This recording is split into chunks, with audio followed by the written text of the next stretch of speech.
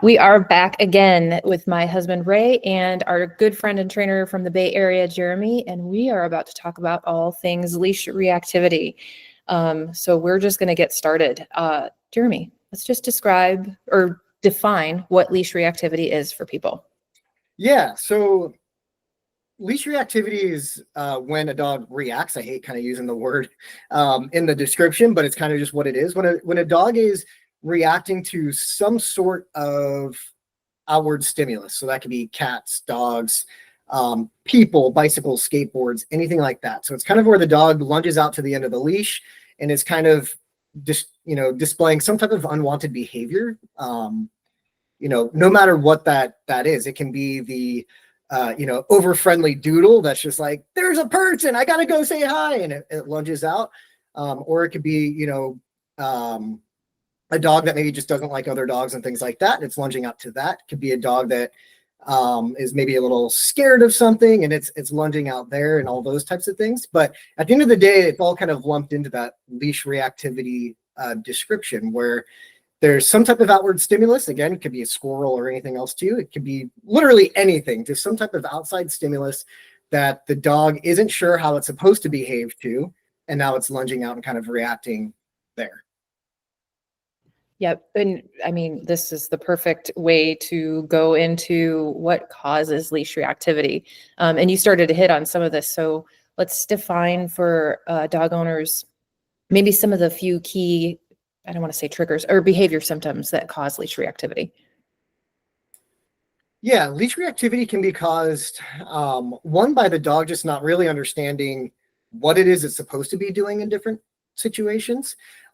It can be caused by kind of one of our main symptoms that we see all the time is the dog being scared. And one of the things that creates that is, so, everyone gets their puppy, and when they're not sure and not the most educated at the time, they think, hey, let's go socialize our dog. We're going to go take it to dog parks and all these different things. Well, the puppy gets overwhelmed.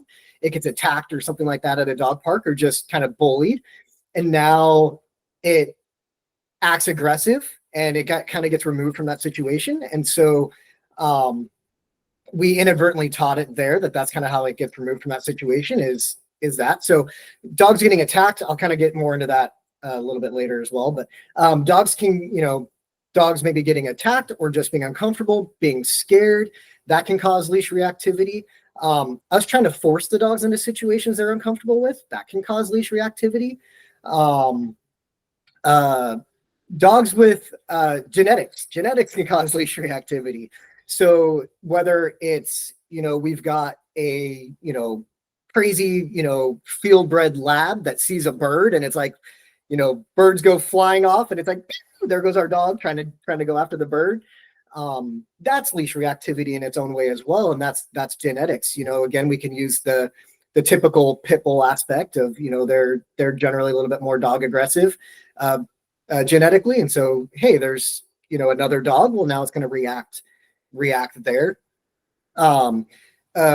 We see it a lot too in the cities and different things. And I live in a college town, so we get this a lot.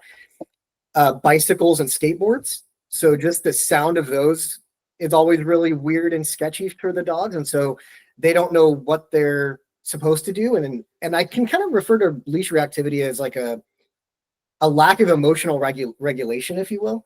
And so the dog's not really sure of like what it's supposed to do. It's going to do what it feels is the safest and best thing for it to make said scary thing or exciting thing go away.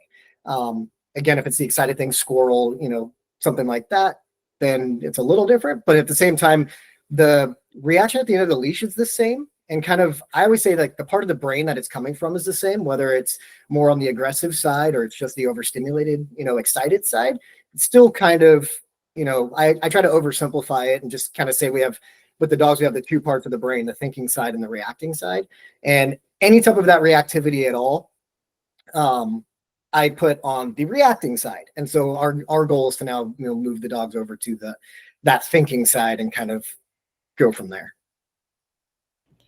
I actually really like the way you break down the way that dogs think, because it's so true. It's almost like they get into that mode where they can't think anymore, and it's just the lizard brain takes over, and they're just doing the things, which is why I always say if you leave dogs to be dogs, you're probably not going to be happy half the time. This was another question that I saw out there. People want to know, is leash reactivity aggression? And you touched on this a little bit, but let's kind of maybe further expand on that. I think it surprises people when they hear that answer. Yeah, leash reactivity, it can be aggression. In most cases, it's not. There is I shouldn't say in most cases, but a lot of times it's not. It really can be either. There's a really funny like kind of Facebook video that was going around for a while, and this is we'll use it in this context for leash reactivity. It was kind of more of a barrier frustration aspect, but it was like two dogs fence fighting like crazy, and then it was a automatic gate, and the gate opened, and the two dogs are wagging tails and saying hi to each other, and then the person closes the gate again, and then the dogs are back at it going crazy through the gate, and it's like, well, is that aggression or is it reactivity? And in the sense of when the gate's closed, you think they're, these gnarly monsters out there, trying to kill each other. And then as soon as the gate was open, they wanted to go play. Gate closes, they're right back at it. And a lot of times the leash reactivity is the same thing. It's some type of kind of barrier frustration. And so we are refraining the dog or holding the dog back from doing what it wants to do. And this is actually goes back to the last question as well of what can cause it. Sometimes we can cause it. And we can cause it by our own anxieties or nervousness, or if we've had a dog that's maybe been reactive in the past and we walk by and we cinch up on the leash and we get all tight, well, we're sending weird signals to our dog. Our dog isn't sure how to respond to it. And so we can create it in that sense too. Yeah, those are different ways with leash reactivity. So going back to the question of, is it aggression or not? It can be, but it also doesn't have to be. Again, it can be the overexcited, doodle or golden retriever that's just like everybody's best friend. It must go say hi. It's the most social dog on the planet. And so it just thinks that it needs to go say hi and get in everybody's face. And that's reactivity. Well, that's not aggression. That dog is just overzealous and exciting. Now, for me as a dog trainer, I'm like, that's still inappropriate behavior because it's still rude. Like, just like we don't want people running up to us and getting in our face, I don't want a dog doing that to another dog. And I don't think the dogs should be expected to tolerate that either.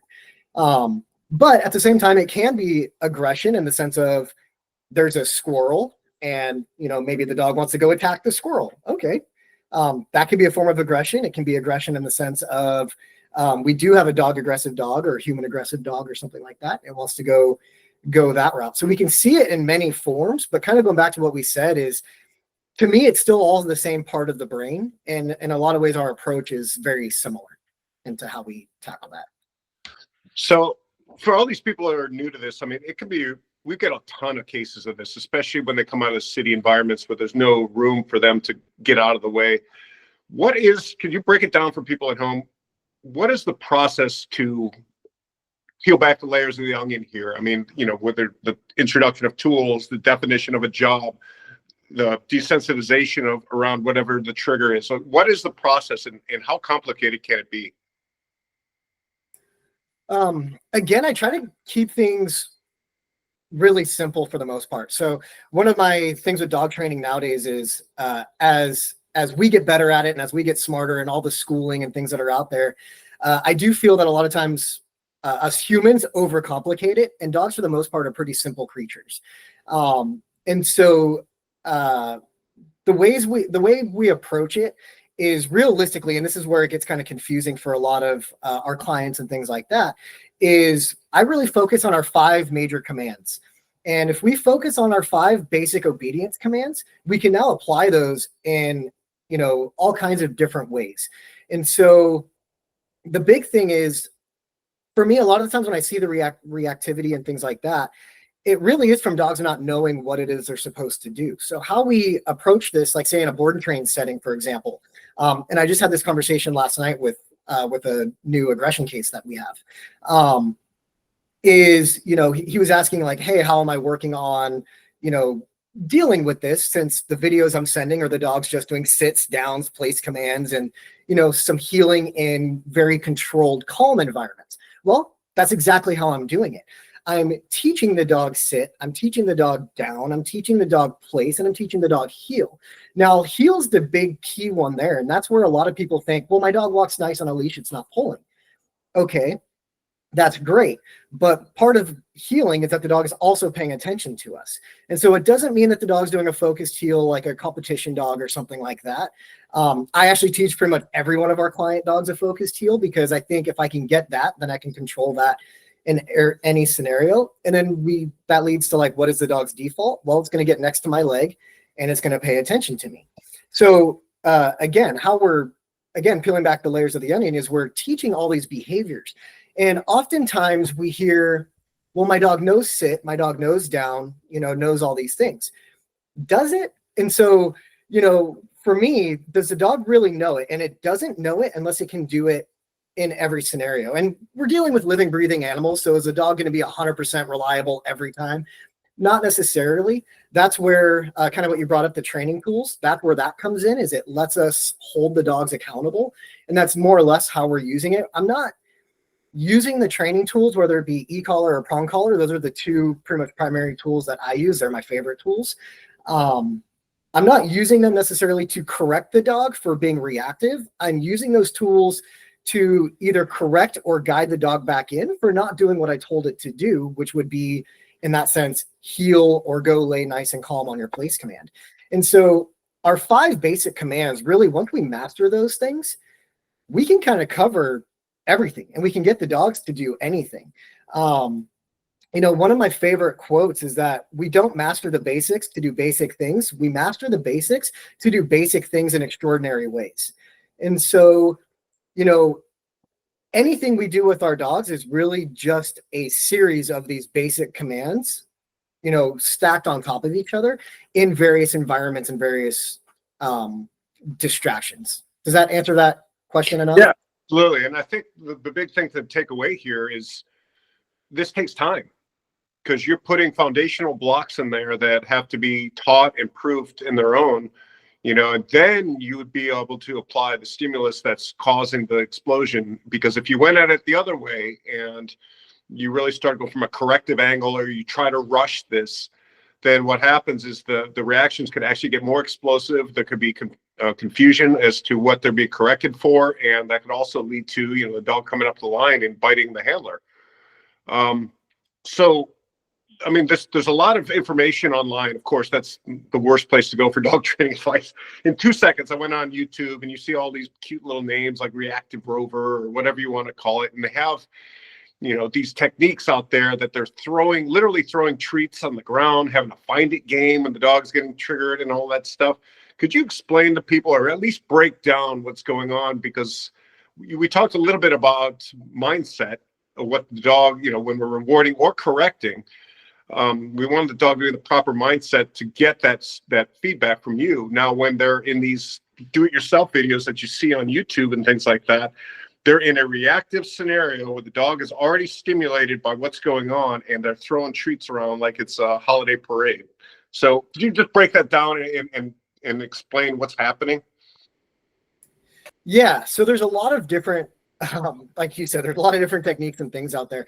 The throwing treats on the ground and even trying to use food too much for this scenario, we're trying to distract the dog from that, you know, overexciting stimulus, and that's not going to work. Something in our last podcast or conversation, the aggression one, you know, we kind of talked about competing motivators, and at the end of the day, there's not a piece of steak in the world that's going to be a high enough value for whatever it is the dog's reacting to. And again, going back to the mindset, like you mentioned, of why, if the dog is scared, well, it's not going to eat. You know, like, think about us when we get overly stressed, you know, business is going weird or whatever else may be, and we're stressed, we can't eat, right? Well, same with the dog. If it's in that elevated state of mind, it's not going to eat, it's not going to be able to focus, and that piece of food is not going to be high enough value. The other aspect to that for me is, if I don't want something to be a big deal, don't make it a big deal. So if every time, you know, if my dog, say dog reactive, right?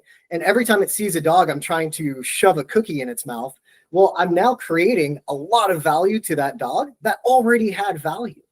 And so something I tell our clients all the time is that as humans, we're really good at telling our dogs what not to do, but we're not very good at telling them what to do. And that's where we need to be preemptive with this. And we need to explain, kind of going back to the last question, of we need to teach these foundation, behaviors. We need to teach these basic commands and all that, and getting the dog to do what we want. And so the techniques of trying to use food and stuff like that just doesn't always work. There was somewhere else I was going to go with that, and it just jumped out of my brain. So I'm going to try to catch that really quick. Yeah, totally lost that for a second. No worries. So there's so much stuff out there. And again, I even saw one when they're dragging a stuffed dog as a decoy past a reactive dog, and then they're trying to reward it with food. Dogs are smarter than that. I mean, it's really silly that the types of stuff that's out there. But let's just assume, again, we're explaining this to people who don't know really what to do. You've gone through the steps in teaching the dog a job. You've introduced a communication device, whether it's a prong collar or e-collar if needed. And the dog absolutely knows these commands. And what is the process after that to start to undo it? Let's just assume it's dog reactivity. Yeah, great question. That kind of sparked where I was going to go with that, actually. So one way I try to describe it is, think of our reactivity as us boiling a pot of water. We've all kind of done this before. And what we're going to try to do is we're trying to cool the water back down. So let's say we put, our pot of water on the stove, we turn on the burner, and then something comes up and we're like, oh, hey, we need to cool that water down right away. Well, when is it easier to cool the water down? Well, one, what are the steps, right? We turn the water on. What are our signs? I'm getting attacked by my cat also, so that works. What are some of the signs we see when we're boiling a pot of water, right? We put it on the stove, we turn on the burner, and at first we see a little bit of that steam come up, right? And then we see some little bubbles. The bubbles get bigger and bigger and bigger, and eventually the pot's overflowing, right? Our dog at the end of the leash going crazy, that's the pot overflowing. Well, it's going to take us a long time to cool that water back down from there, right? When's the easiest to cool it back down? Right when we turn the burner on, or at the very least, right when we see the steam, right? And so for us, we really need to be able to see when our dogs, kind of these stages of when our dog is building and we're getting to that threshold where it's going to jump out. Going back to something you said earlier, Ray, of things applied inappropriately can make these behaviors worse. Well, sure. If we wait till the dog is at the very end of the leash and it's going nuts, and now we start trying to crank on it with a prong collar and e-collar, whatever else it may be, well, sure, we may ramp it up, right? Those of us that have trained protection dogs and things like that, in some ways, those are ways we bring out aggression in dogs, right? We kind of ramp up those things. And so that's where the dog can be overly frustrated and redirect back on the owner or something else, because it's not in that thinking state of mind, and we've lost it. It's way too high. So once we get to that point, the best thing we can do is try to create distance and get moving. That's my favorite thing to do there. Get moving. I always tell my clients, act like you're drunk. Be the most erratic, crazy walkie person ever. Stop, sit, move fast, move slow. And the dog can't pay attention to two things at once. And if we've already set those foundational steps of the dog knows what heel means, knows what sit means, knows what down means in place, well, when we move crazy, the dog's like, what are you doing? What are you doing? And now all of a sudden it can't pay attention to both things at once. But ideally, what we do is we teach the client some of these signals that the dogs are displaying before we get to that elevated state. Now, what are some of those symptoms? It can be hyperfixation, right? It can be the ears go up. And by hyperfixation, what I mean, because I get this question a lot as well, is what's the difference between my dog looking at something and my dog hyperfixating on something? Well, I don't mind my dog kind of looking over, hey, what is that? Okay. I want my dog to be able to acknowledge its surroundings and know what's around it. That's okay. Is the dog looking at it, and then now that almost piercing eye is really awkward. That was awkward for me too. That really awkward, piercing eyes and fixation. And I know we're standing above the dog and we can't always see it, but sometimes we can feel it, right? The whole body tenses up. Depending on the dog, the tail might go up and it's getting itself, hackles. Those are the, little hairs on the back of its neck and things like that. Those are all signs of some form of overstimulation. Now, even hackles, a lot of the times it doesn't mean that the dog's nervous, scared, or aggressive or anything like that. It really is just, think of it like goosebumps for us. It's just a sign of overstimulation. And so again, those are signs that we're looking for, and we want to try to get the dog back focused on us before it gets to that boiling over, the water overflowing the pot boiling scenario. We want to, hey, we see those behaviors starting to come. Now we want to reel the dog back in to focus on us. And again, that might be, sorry, Sybil wants to say hi too. She's attacking my finger. That might be, again, creating distance. So maybe we go backwards a little bit or away from the stimulus. Maybe that is a reminder with the e-collar or prong collar. Or maybe that's just, again, some of that erratic movement. For our clients that are in cities, we're all on sidewalks and we've got, 10 million people around us and other dogs and creatures. Okay, maybe that's moving into walls, and maybe that's a great time for our eye contact. Eye contact is the first thing I do start with our board and trains, where to me, it's one of the most underrated tools that we have. Again, if we get the dog to look at us every time it has a question, well, then that is the correct answer, right? Look at me. I will tell you what it is I want you to do.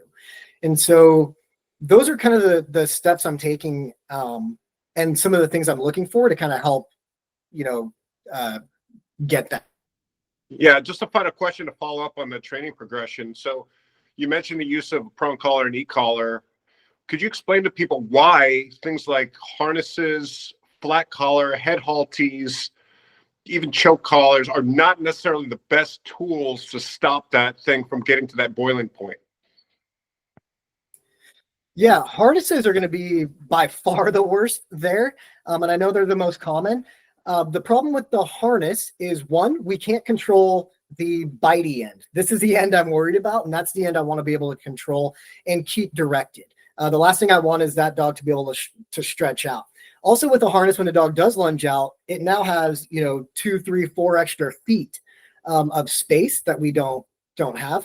The other aspect of the harness is they encourage pulling, and there's nothing there to try to break the focus of the dog.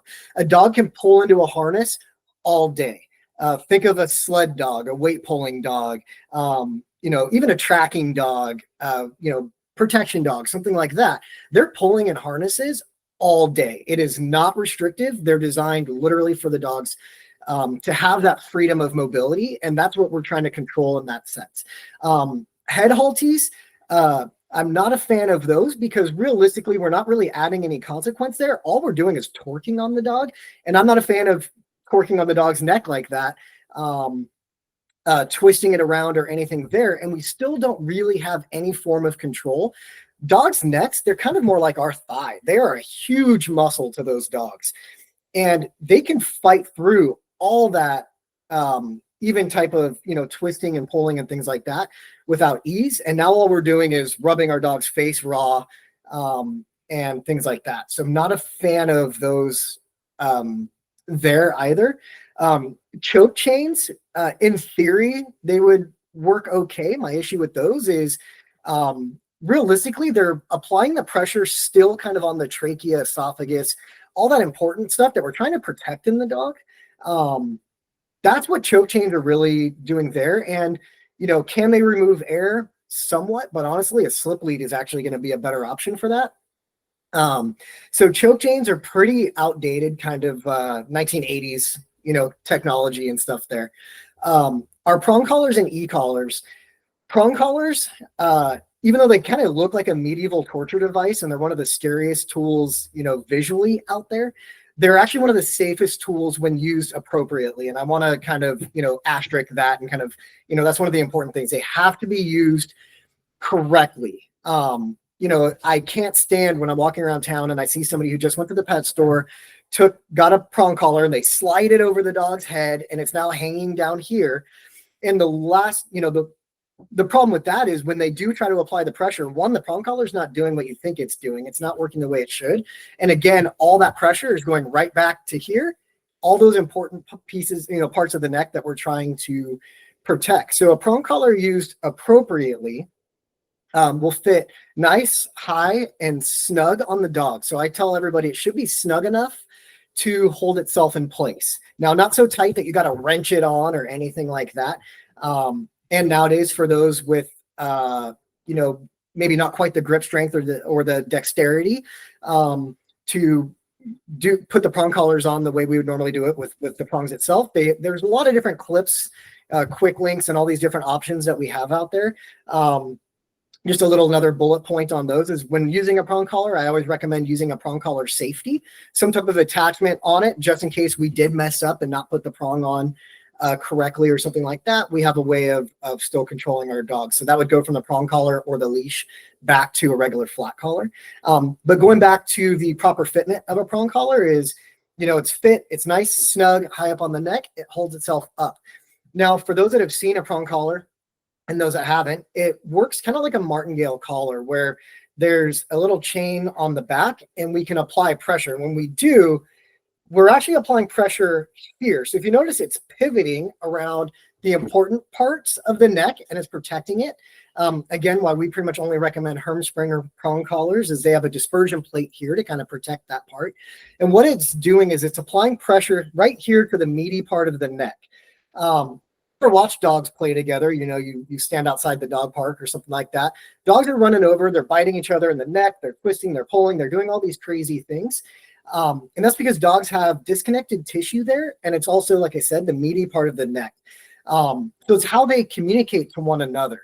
And so by using the prong collar, the prongs are kind of facing different directions.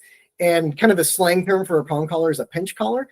And that's because it's what it's doing. So when we apply that pressure, it is now kind of pinching right here on that meaty part of the neck, helping us kind of break the focus of the dog or get its attention. If you've ever watched a mother correct the puppies in a litter or anything like that, it's doing basically the exact same thing. So all we are doing is correcting a dog or controlling a dog in the way that they communicate to each other, communicating with the dog, the way they communicate to one another. So even though, again, to us, it looks like a medieval torture device, we have to remember that as humans, we're verbal creatures. Dogs are not. They communicate through body language. They communicate through some of that physical pressure in some way or another. So whether that's spatial pressure or actual touch, that's the way they're communicating. So that's my, long rant on prong collars. Now, e-collars, those are, again, a great, fantastic tool. And one of my favorite things with those is, well, now we also have, a half mile to a mile leash, depending on the e-collar we're using and things like that. E-collars can get a bad rap because, one, people are just going and buying them. And I think I said this the last one as well, but I really wish that they were not sold except through, trainers and getting trained. Now with the e-collars, there's a million different techniques out there. Some are good, some are bad. There's a lot of good techniques out there when using the e-collars, as long as they're used appropriately. Like nowadays we have, like the knee po stuff, and I'm not going to go too far into a lot of this because there's really no reason to. But, we have knee po. Knee po is great, and it works in a lot of ways. We have the more old school methods where we're just kind of using it a little bit more of a stopper, if you will. It's kind of a little bit more of a correction-based aspect, and that still works really well as well. It's as long as we are consistent, and that's the key with any of this training, is as long as we're consistent with our methods, chances are it's going to work. So with the e-collar, one of the reasons they get a bad rap is, one, back in the day, we had 3 settings: high, medium, and low, and that was basically it. You changed the antenna, and they were very crude devices. Think about the way technology has advanced over the last 10, 20 years, right? Think of your cell phone from 2001, to your cell phone now that is basically a supercomputer in your pocket, right? Technology's come a long way. And when we're using our good quality brand e-collars, and there's only a handful of them out there, but when we're using these good quality brand e-collars, they're very, very safe. They put a lot of money in R&D to make sure that they're not doing anything harsh to the dogs and things like that. And so that's where we want to start. The other aspect of the e-collar is one of the other ways they get a bad name is it's very easy for us as the humans to lose our temper and crank up that dial and now press a button, right? And now sometimes if we just crank that dial up, depending on the dog, that could be the equivalent of, hitting the dog with a baseball bat, right? And I'm sure 99.999% of you out there would never, hit a dog with a baseball bat. But if we just crank up that dial for no reason, that's what it's doing, because us as a human, we didn't have that emotional regulation and we lost our temper and did it. So that's kind of where they can get a bad rap, is because sometimes we don't understand what it is we're doing to the dog. Most clients are surprised that the levels I'm using on 99% of these dogs, which honestly even includes my police dogs and things, it's lower levels than I can even feel on myself. A lot of these dogs are going home, not every dog, so, no promises there, but, most of these dogs are going home somewhere between a 4 and 8 on our e-collars, on our e-collar technologies, collars that are adjustable up to 100. I cannot feel it on myself below a 10. And like I said, for the most part, these dogs are going home on that level. Now, the way we're using it is that's when we're using it as communication. We're using it as, think of it as like somebody tapping you on the shoulder to get your attention. So, hey, circling this back to our reactivity conversation, hey, we're walking down the street, that dog sees that other dog, squirrel, super exciting human, and it wants to go say hi or wants to get aggressive. And we start to get to that hyper fixation. Well, now that's our chance to use that e-collar on that lower level stim to like, hey, pay attention to me, right? The dog comes back. Perfect. Now we have that. Now where I love the e-collar is, especially the e-collar technologies collars, is we can also set up that boost feature, or I like to call it my oh crap function. And what we can do with that is we can now program that to jump up a lot of levels. And if the dog is blowing through that lower level, we can now be like, hey, I told you, pay attention to me. And if we've done our foundational steps and what we're asking it to do, well, now we have the right to let it know, hey, I don't like what you're doing. You know what you're supposed to be doing. Do that. If we haven't gone through those foundational steps of teaching the dog what a good heel is, what a sit is, what a down is, what a place command is, and we've worked our way up into these different distraction levels, well, then we don't necessarily have the right to kind of go to those higher steps. But as long as we've done all that groundwork, now we have the right to escalate force if we need to as well. Does that kind of very long-winded answer that? All right. I thought that was, it wasn't long-winded at all. I thought that was absolutely perfect because, you touched on everything that, that I was going to ask, which was great. The one other tool, we sort of touched on it with harnesses. This is one of my least favorite tools. Can you talk to people about the front clip harness and that mechanism? Yeah, because it's another really common one that we see. It is. And for me, it's a combination really between the harness and the head halty. We think we're pulling on the dog and twisting it because, and it's, we're going to kind of distract it or get it away from whatever it is it's doing or make the dog uncomfortable. It's really not. And there's actually some recent studies coming out now. I hate gimmicks. That's one thing I really, really hate. I hate all this gimmicky garbage that we're going to try to sell to people to make money. And at the end of the day, we have to remember, again, let's not overthink things. Let's not overcomplicate these dogs. And those front pull harnesses, they're going to be able to pull through them. A lot of times our harnesses are not adjusted correctly. The dogs can twist out of them and get out of them, back out of them, whatever it may be. And again, it's still conforming and twisting and moving the dog around. And again, there's some studies showing now, again, I like looking and reading and knowing about all these studies. That being said, with a lot of studies, to play devil's advocate here, we can kind of find studies to support just about whatever it is we want to support. But at the end of the day, a lot of newer studies are showing, or more recent studies are showing that dogs that have had extensive, whether it's the head halty or those front clip harnesses, it's kind of both there. When they're pulling into them a lot, we really are causing a lot of physical damage, muscle damage, and things like that, spinal damage to the dogs. Whereas when we're using these e-collars and prong collars correctly, we're limiting that because the amount of time we're inflicting this force or putting this force on the dogs, pressure on the dogs, if you will, I kind of refer to it as pressure because that's for the most part what it is it's very minimal on the amount of time that we're doing it. It can be just a really quick, like, hey, that's it.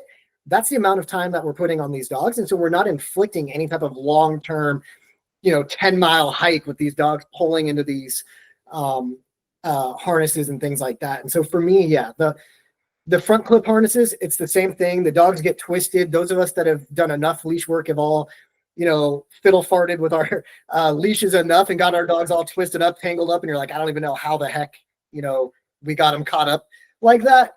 And they did. So. Yeah, I love that you brought up the fact that you don't like gimmicks. Again, if you think about all the marketing behind a no-pull harness and the safe way to, to walk your dog, and then, like you said, the studies can be found on anything. You'll go Google prong collars, and of course, somebody's going to put out a picture of an embedded prong collar that was left on for like 3 months and tied to a tree. Again, any tool can be misused. Anyone. So I think that's what needs to be made abundantly clear. And then just listening to you talk, you're bringing up all the right points. But for somebody, again, who's bringing their dog to a trainer and they've got this giant dog that can't even hold on to the leash because they get drug in their face when the dog's reacting to things, what kind of questions should they be asking? I think right off the bat, what are the red flags, I guess? If they start bringing up anything other than a prong collar or e-collar, as a potential tool to address this, and then what is the methodology behind they're going to way to undo this? What questions should they be asking, and then what kind of red flags? I mean, you've hit most of them, but what other red flags would pop up if they're going to ask, how are you going to deal with my dog's reactivity? I can't walk him anymore. Yeah, some of the well, like you said, the proper tools are the big thing for me. And one of the things that we mentioned was, I always say we have our 2 training camps these days of like our pure positive type, philosophies, and we have our, balance training. And I mean true balance training. And true balance trainers, we're using all 4 of the psychological quadrants and things like that. We're kind of bouncing around between all of this, where I use probably more food than I'm applying pressure with a prong or an e-collar. I'm using food a lot still. That being said, it's not the end all be all, but we still need to, again, kind of what I was talking about earlier, is let the dog know, hey, you did the right thing. I like what you did. I'm going to reward you for this behavior. But at the same time, we need to put roadblocks up to the behaviors we don't like. And we need to do that by doing something that the dog doesn't necessarily like. So red flags for me, or, trainers that are only wanting to, well, before I get into that, just because it popped in my head and it's kind of related. But, as we talk about the 2 training camps and we kind of, mentioned studies, one of the pet peeves of mine, and I do read a lot of these studies and look up a lot of this. And when you read the new studies that are coming out, it shows that dogs learn better with pure positive methods, versus using aversive methods and things like that. Read the study and actually look at what they're doing, because what they're doing is, and they're not wrong in how they state it, but we have to look at how these things are being framed and what they're, like I said, what they're truly saying. And the thing that always bothers me is, when you read the study, they're like, hey, dogs learn better using pure positive methods. Sure. If I, lure the dog or ask the dog to sit and I give it a treat, it's going to retain it better than if I take a prong collar, tell the dog to sit. And then we're talking about a dog that's never learned any of these behaviors before. And then I just, pop the crap out of it until it sits. What's going to retain more and what's going to have a happier dog? Well, of course, the food is. The issue that I take with studies like that is no real balance trainer is doing that. That's not how we're using balanced training methods. We're using balanced training methods. Think of our journey with our dogs as this path. We're trying to put blinders on. And if the dog is going this way, we need to apply some type of force to bring the dog back, right? Dog goes this way, we want to bring it back. One of the analogies I use is a rat maze. We want to open doors to behaviors that we like. So we're going to use a lot of food and positive reinforcement there to reward those behaviors. Hey, you sat when I told you to sit. I really like that. I'm going to reward you for it. Hey, you didn't. Now I need to maybe add a little bit of an aversive to let you know, hey, like I told you to sit, you're blowing me off for whatever reason that may be. Now I need to reel that in. So again, going back to the rat maze, I'm opening doors to behaviors I like, and I'm closing doors to behaviors I don't. It's that simple. We don't need to overcomplicate it with all these crazy different, training tools and gimmicks and things like that. And so, if I have a reactive dog who's drugged me down the street, and we get it a lot, I think my last 3 aggression cases, that we've brought in or been sent to me have been 130 plus pound dogs. And so they're huge. I think there's a picture on my Facebook somewhere you guys may have seen of the Great Dane that is literally like up to here when he's sitting down. Like that was an aggression case that I had that was both reacting to people and dogs, and he did drag his owner. Well, how are we going to level the playing field, right? And so, his owner, she's great. She's not, a petite woman, like she's, not a big woman by any means or anything like that, just whatever else. But how are we going to level the playing field to that dog that's got, all that power and strength, and a head this big? How are we going to level that playing field? Well, a prong collar, that's going to give us a little bit of that power steering, right? Is a harness going to do that? Absolutely not. You might as well put on your skis and go for a ride, because that dog's going to drag you like crazy. Is a head halty going to do that? Absolutely not, because chances are the dog's going to be able to pull right through that, and you're torquing on the head, and even though we're pulling its face, it's just going to rip right through that. And I've yet to see a head halty thick enough to handle, like, even the webbing on that strong enough to hold some of these, Great Danes, Mastiffs, things like that. And so for the owner that's literally getting drugged by their dog down the street, we need a way to level the playing field. Now, again, I do want to go back and harp on the foundational aspect. We have to have the foundation set in place. And so when we get into length of training, there is no set amount of time, and that's the hard part. Dogs are living, breathing animals. They're on their own agenda. And so, the reason we have board and train set for the length that we do, like let's take, our Koru K9 board and train, timeframes, for example. Hey, just kind of basic, foundation obedience stuff. We can do that in 3 weeks, right? Why do we need the 3 weeks? Well, a week to bring the dog in, kind of get it settled in and start building up that bond and relationship. Again, kind of going back to the study aspect that I was talking about, we need to build a relationship and bond with these dogs. We're not just slapping tools on and making dogs do things. We want a relationship and we want to make the dog want to do these behaviors because it's fun and exciting. And so, we need a week to bring these dogs in, build up some of that food drive and motivation, and figure out, I refer to it as, and I stole this saying as well, but finding the combination to their lock, right? The dogs are kind of locked up, and we need to find that combination. What makes that particular dog work? Is it food? Is it praise? Is it a toy? Is it just pressure on and off? If we have a dog that's not motivated by other things, that's okay. Now, pressure, again, think of it as somebody tapping. It's not a punch in the face, right? So, is that what's motivating the dog? Okay, well, that first week, that's what we need to be able to do that. Now, week 2, that's where I tell everybody, hey, that's kind of where we're really getting into, where training's really starting. We're going to get into a lot more of that leash work and pressure and things like that. And again, this is more how I do it, but that's where I'm setting these foundations under low distraction levels. And then week 3, cool. Now we're ramping that distraction level up. So that would be for like our basic obedience, right? That's why we need our time. That's why we need that 3 weeks to get through those levels. Now let's go into our 4 week. Okay, well, this could be our reactivity cases or even mild aggression cases or something like that. Cool. Well, our first 3 week steps are still the same. Those don't change. Where it changes is now that week 4, now I can start getting into what really are the dog's triggers. Now, a lot of times we get clients that are like, hey, my dog's triggered by guys who are, 6'11", wearing a black hat and a dark hoodie. It's like, that's not what the trigger is. There's something else going on. Or, my dog's triggered by a skateboard or by this or by that. Well, realistically, your dog's triggered by kind of the same things. And a lot of it stems from a lack of knowing what it should do when there's something that makes it nervous. Now, the other thing is a lot of these behaviors can come down the leash. Is your dog really triggered by that 6'80" guy? Maybe, or maybe it's for whatever reason it may be, you have in your subconscious, you are nervous about that guy. You're in a dark alley, dark at night, whatever else it may be.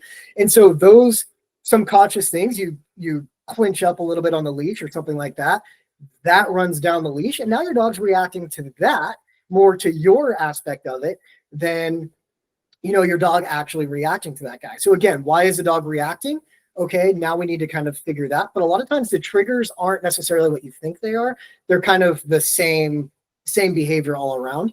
So again, going into that week 4 aspect, that's where, that's where we need that time to now let's hammer on these triggers. Let's see what's really there. And now we've already built up that rapport with the dog, that relationship with the dog. So we can push it to those levels and it can lean on us for that confidence level when we're getting into reactivity. A lot of times it's a lack of confidence or knowing what to do. Okay, hey, I'm walking with the dog in downtown and it sees or on the college campus and it sees that skateboard coming at it full speed. It's making all those weird sounds, the wheels over the cracks in the concrete and all that stuff. The dog doesn't know what to do. What does it do? Jeremy, what do I do? Perfect. That's the right answer, right? Now, as a balance trainer, that gives me my time to reward the heck out of the dog for doing what it is I wanted it to do. So what is the dog more likely to do when we get in that scenario? Look at me, right? Perfect. Now we've just gotten it through any type of distraction or anything that it makes it uncomfortable and shown it, hey, get in that proper heel position, look at me, and that's the right answer, right? What happens when we're inside the house and somebody comes in and maybe our dog doesn't like people coming in our house? It makes it uncomfortable for whatever reason, because maybe you're like me and I almost never have people over. So it's like, hey, like people coming over are weird and strange and it's out of the dog's norm. It doesn't know what to do. Well, where's the safe space? Going to its place command, right? Hey, I know if I go to my place bed and I lay here, nothing's going to happen to me. Perfect. We just gave the dog an answer to what to do when it's feeling unsure of how it's supposed to react to something. So that's where the time kind of comes in with our board and trains. And when we get into like our 6 weeks or 8 weeks or anything like that, that's usually because those cases are severe enough to where we need all that extra time. Either one, we need it on the front end where it may take me 2 or 3 weeks to really build with that dog. So now we're kind of behind the curve, if you will. Or two, hey, we need a lot of time to really flood these different behaviors and get these dogs into all these different environments. So circling back to your main question, I know I've ranted a little bit, but going back to kind of the main question of, red flags, again, these companies out there that are, one, guaranteeing anything, because we can't. They're living, breathing animals, and the biggest variable out there for me is the owner, right? Can I get a dog through anything? Pretty much. I can take just about any dog, and in whatever amount of board and train time, I can get it through just about any scenario. I have the experience for that. I've been doing this for almost 13 years with thousands and thousands of dogs. I know what I'm capable of, and that also feeds down the leash to the dogs and lets us get through it. So one, I can't guarantee anything because I can't guarantee the owner. Now, again, when you're going to a quality company, that's another thing to look for. Where's your follow-on support? Okay. Do they have tools in place? So if you did a board and train, okay, do they just hand you off the dog and like, all right, here you go. Good luck. We'll see you, when you want to spend more money. Or do they have follow-ups, right? Do they have, in-home training? If that's not, maybe you need a little bit more help there. Talk to your in-home trainer, right? Where's the follow-on support? When you call your trainer after the dog comes home, do they ghost you, or are they answering your calls and your questions, right? Where is that support? And those are things I'm looking for. Again, are they saying, hey, we can do this in 2 weeks? Nope. This is going to go back to that kind of study aspect that we talked about, right? Chances are they're going to throw, training tools on your dog, and they're going to, I'm going to say make it obedient, but essentially what they're doing is they're making your dog afraid to make a mistake. They're shutting the dog down. And something that I harp on and I try to explain to our clients is that I don't want to change who your dog is. Clearly, you love your dog enough to spend the money that you're spending to send it to training. So, I don't want to change their inherent personality. I don't want to make it a completely shut down robotic thing that does what you ask it to do because it's afraid if it doesn't. That's not the goal. I want your happy-go-lucky goofball that, likes to bounce around and, rub into you and do all these crazy, silly things. But I also want it to know that when you tell it to do something, it has to, but at the same time, it wants to, because good things happen when it does. Something again that I say a lot is obedience equals freedom. So the more obedient our dog is, the more happy it could be. I just did a follow-up with one of our dogs that I just took home. This was another one of those 130-pound aggression cases. And I just happened to be in their area, so I gave him a call. This kind of goes back to our follow-up follow-on support aspect. I happen to be like less than a mile from them. So I just called them up. Hey, are you around right now? Can I come by and see how you're doing? The dog had only been home 3 or 4 days, and I just wanted to, again, check in on them. And the first thing they said to me was, as soon as they hold up their e-collar, their dog gets so excited and basically tries to put its own head in its e-collar. Okay, well, this is contradictory to what those studies say, right? The studies basically make these things sound like torture devices. Why is the dog getting so excited when the e-collar comes out? Because that means they get to go do something. Now, this was an aggression case that now they're going on walks all the time. Now they're going, and it's only been 3 days, but they already took the dog to the cafe. They went to a parade. Like, they did all these things just in these first 3 days. Why? Because they now have control of their dog, and they have a more confident dog because the dog now knows what's expected of it. We have a more confident human because they know that they can control their dog and how to keep their dog reeled in. And so again, these training tools are not to be beating the dogs up or anything like that. It's literally just a form of communicating to the dog in the way that the dogs communicate to one another. And so again, red flags, trainers that are, in some ways not willing to use different things. We have trainers out there that are unwilling to use food. I don't want to go there, right? Because, and again, not saying every dog is food motivated, but how, and the question should be, how are you rewarding behaviors I don't like, right? Or not that I don't like. How are you rewarding behaviors I like? What are we doing there? And then likewise, ask the methods that they're using the e-collars, or prong collars or anything like that. We kind of mentioned that earlier. And there are a lot of methods out there. If they're slapping an e-collar on the dog and they're cranking it up to 70, 80, whatever. And again, there are those dogs out there. So I don't want to get hung up on numbers necessarily, but does your dog need that? Is that appropriate? Did they start somewhere else? Did they try different techniques? We kind of look at all these tools and techniques as tools in our toolbox, right? And as every trainer, we all have what are our favorite go-to methods, right? Again, I've been doing this a long time. I have my favorite go-to methods that work for me. Does that mean it's going to work for Bridget or Ray? Not necessarily. You're going to have your favorite go-to methods that work for you. The question becomes, what are your backups when those methods that are your favorites and maybe they work 70% of the time or 80% of the time? What are your methods and what's the depth of your toolbox when that doesn't work? Are you going to be able to outthink this? And so again, red flags for me are, what are their depth of knowledge? Are they willing to step out of the trainer's comfort zone to get the results that you want as the owner? And do they have the techniques and kind of skill level to do that? And so we should be looking at what training tools are they using? Okay. Are they, this is a tricky one because I'm going to kind of contradict myself a little bit here, but are they a hard no against certain training tools? And I don't like that, but at the same time, I'm kind of a hard no against certain training tools, right? Like we talked about the front pull harnesses and the head halties and, things like that. Well, I'm not going to use those. And the main reason is it's not that I'm against or that I don't want to use them in any particular reason, other than the fact that I have tried all these different things and worked with a lot of this different stuff at some point, because sure, I'll give it a shot. I'll see how the results we're getting. And at the end of the day, they're not working. And when we get back into the psychology of the dog and understand what works, again, let's keep it simple. Let's not overthink it. Let's not overcomplicate it. And let's just use what works. Why reinvent the wheel when we have proven techniques out there? Yeah, I mean, you got to have the right tool for the job, right? I mean, not everything requires a hammer. Right? So I think that's what people need to understand too. Bridget? Yeah, Jeremy, you keep saying that you're long-winded. I think you're dishing out so much great advice and knowledge here. As a matter of fact, I was taking notes and then you would answer the question. So this was absolutely perfect. I think what I'm hoping people really take away from this, you hit on a few key points here. The gimmicks. Anything that where you have to physically manipulate your dog into a position that you want it to be in means your dog hasn't been taught how to do it. So those head halties, front clip harnesses, I'm with you.